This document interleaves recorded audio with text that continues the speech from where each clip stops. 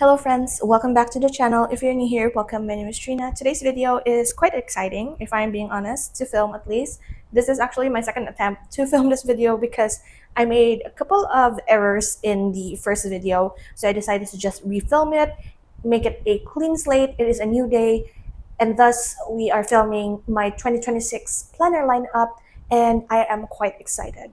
As you can see here in front of you, we are going for a little bit of a color scheme, color theme for 2026. It was not intentional, I promise, but I am liking how things are going. I did, however, not do what I wanted to do before filming this video, which is to watch through my 2025 Techou Kaigi or planner and journal stack for 2025. However, I think if I'm not mistaken, I might have added like, I don't know, 11 notebooks into that stack. I recently have been cleaning up and I have noticed that I cannot actually put in any more notebooks and journals in my current storage system, which is like 2 totes or 2 bins, and I can. So for 2026, I am being conscious and mindful of the choices of planners and journals that I want to use, want to keep.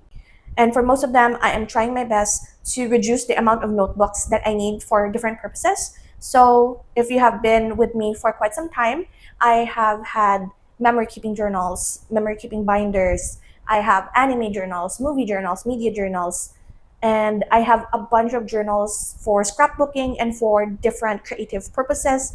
And each notebook had their own like specific use, and I've separated a lot of them. It's like for reading, for example, I have my reading journal, I have my memory keeping journal, I have my daily planner, I have my daily journal, and I have a lot of notebooks that have one specific purpose.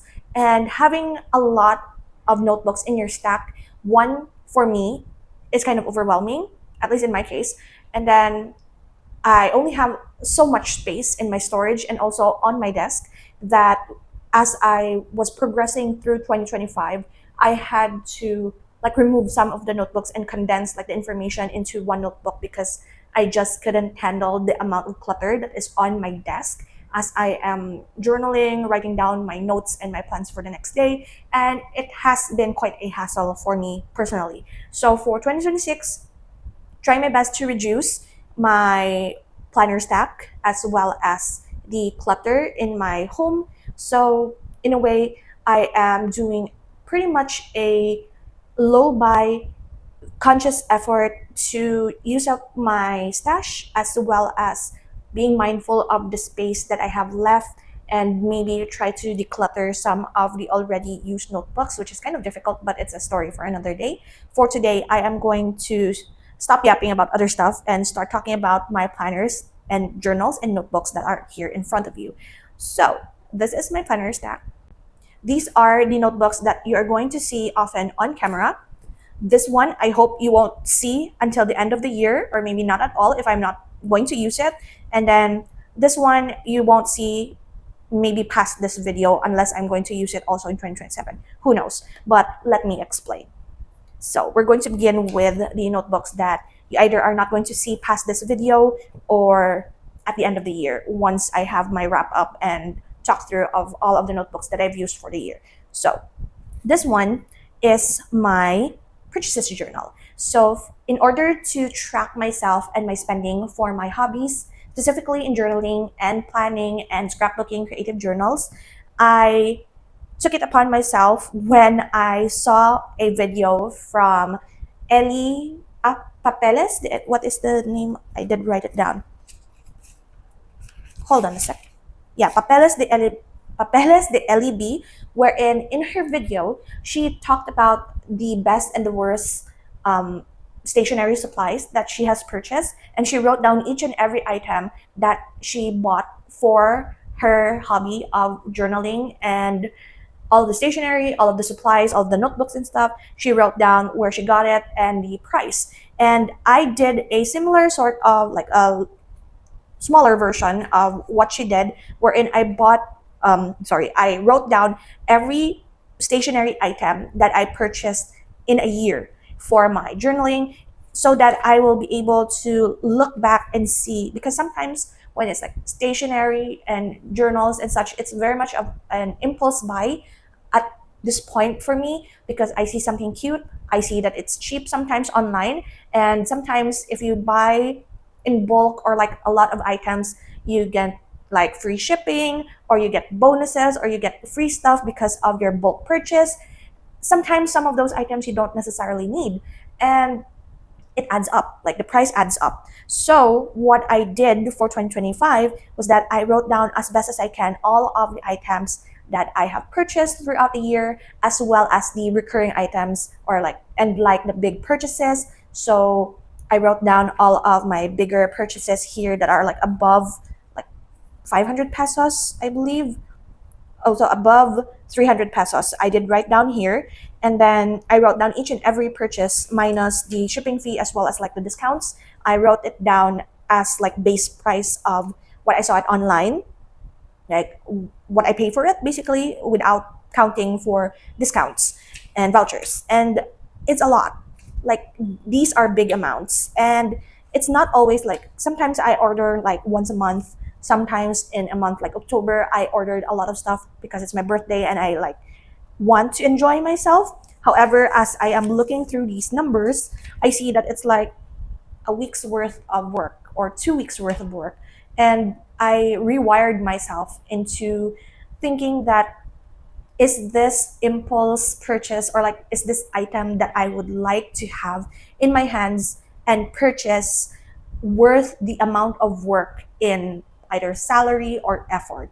So if one item, for example, a pen, is worth like 2 hours of my work in a day, is it worth it? Is it worth that? Or is it just like something I would rather not have, or save that 2 hours in monetary value for something that is more, let's say, sustainable, more precious to me, more meaningful? Or should I like consider holding off this purchase for now, think about it in like 3 months after, whether or not I still want it? And most of the time, after 3 months, I forgot about the item that I wanted to purchase, like that's in my cart, and I look at it like 3 months after and like, what was I thinking? So it's very much impulse purchases. So I'm trying my best in 2026 to curb impulse purchasing and be more conscious of my purchases. But if I end up purchasing anything during my low buy year of 2026, I will be listing it down here.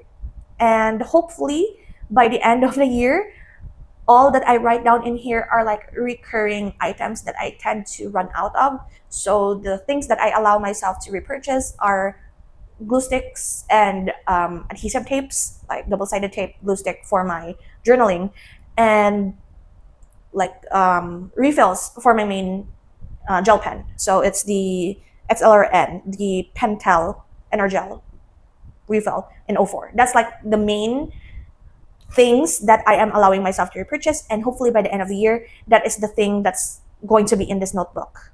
Hopefully. We'll see. I am hopeful and being optimistic, because I am going to try my best to curb the impulse buying this 2026. So this is what this notebook is for. It is actually a Limelight journal. I purchased this back in 2023. It was advertised to be like recycled notebook, and I bought a bunch of these notebooks, and it's like a slimmer A6 or slimmer pocket notebook, and I did not know what the purpose was for when I purchased it, and now it has a purpose. Finally, it has a purpose, because this one was like, oh, it's cheap, it's small, it's cute, I want it. Was also like an impulse purchase, but I found a purpose, so it's good. So that's the first notebook. The second one here is a wooden notebook, coil bound, from Thailand. My father always brings a notebook home from a country whenever he goes to another country that I am not with him. I guess it's like a souvenir item. And he bought 2 of these. It's like a set. And it's like plain paper inside, like a sketchbook. But I don't really draw that often anymore. So I have one, and supposed to be my brother has the other one. However, it's still in my shelf.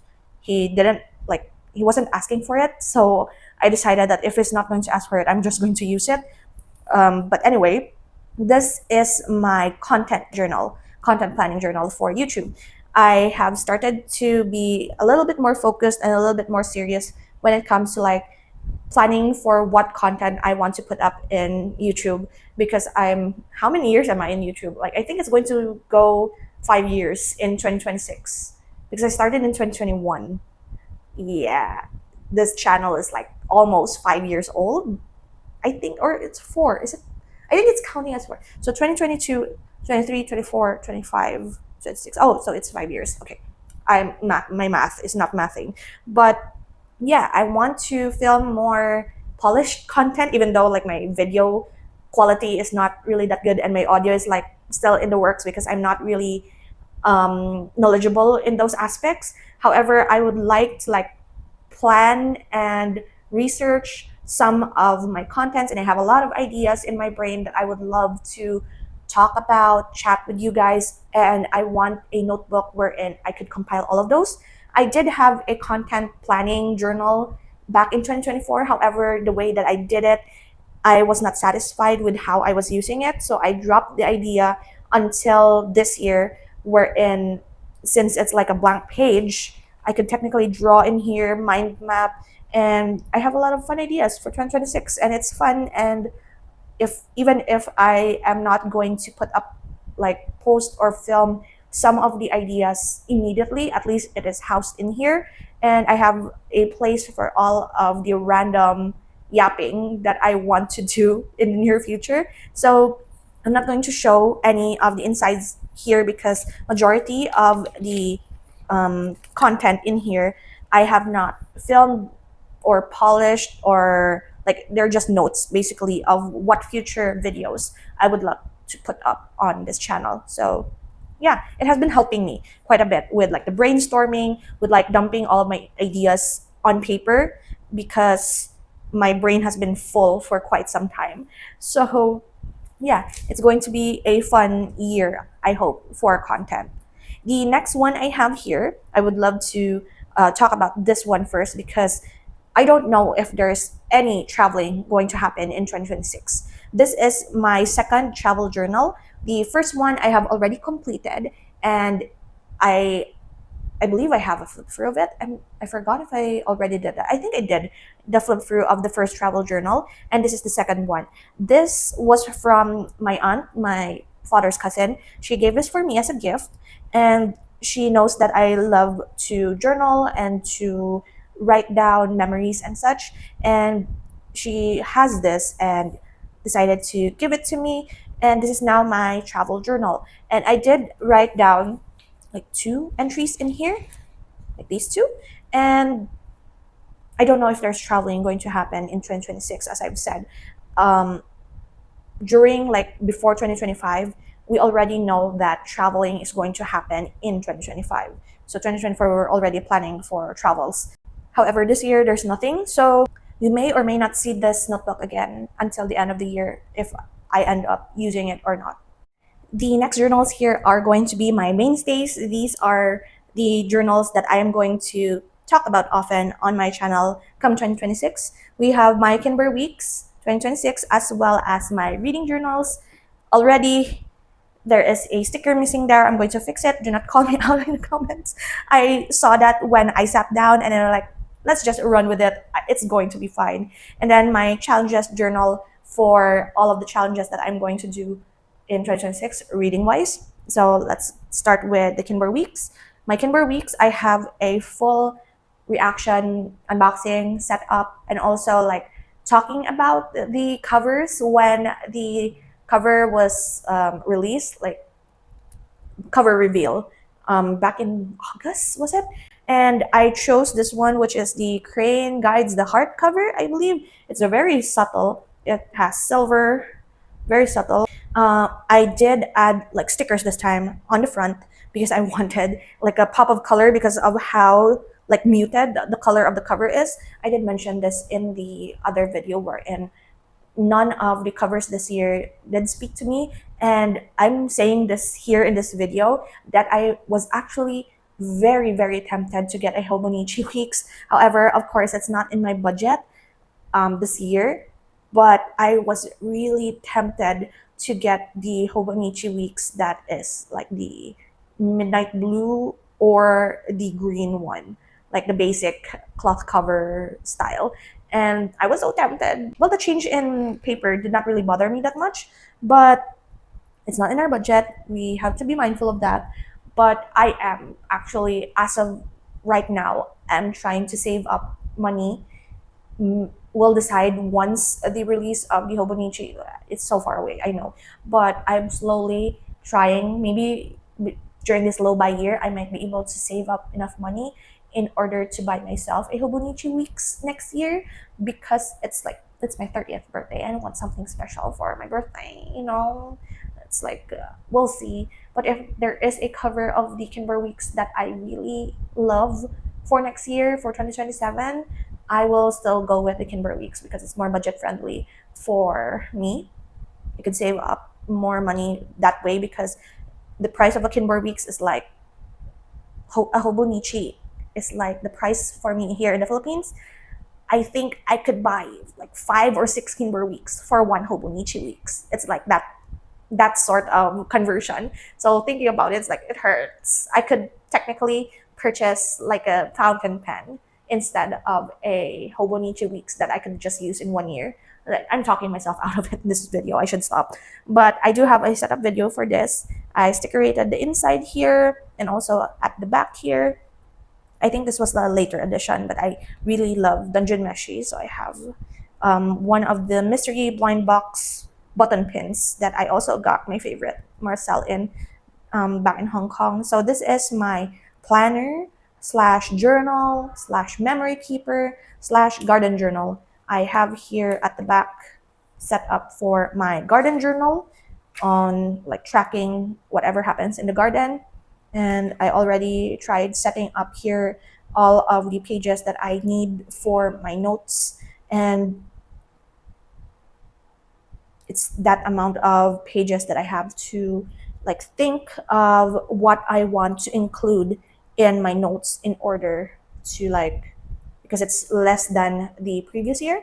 The amount of notes pages in the 2026 Kinbor is less compared to the 2025 one. So I had to be smart about the amount of space that I could, like the content of the notes pages that I could put into my Kinbor. So I still have 4 pages here that I could use for like a list or something. And yeah, it's going to be fine. I'm not bothered by the change in paper quality or like the paper weight. I did swatch here. I need to swatch more of my other pens because I have found a bunch of other pens actually that I might use in this Kinbor, and also like paint swatching because I want to use like a little bit of watercolor. I am going to do that off camera though. But yeah, I added stickers here, and then at the back here, I added a Victini card from Black Bolt. I added all orange because there is an orange what do you call this, bookmark or page marker here that it comes, or what's a page ribbon bookmark, ribbon bookmark. It's a ribbon bookmark. And I added all of the orange because it has this one. Later did I realize that I also have orange reading journals and a green challenge journal that is part of like my reading stack. So we'll talk about these.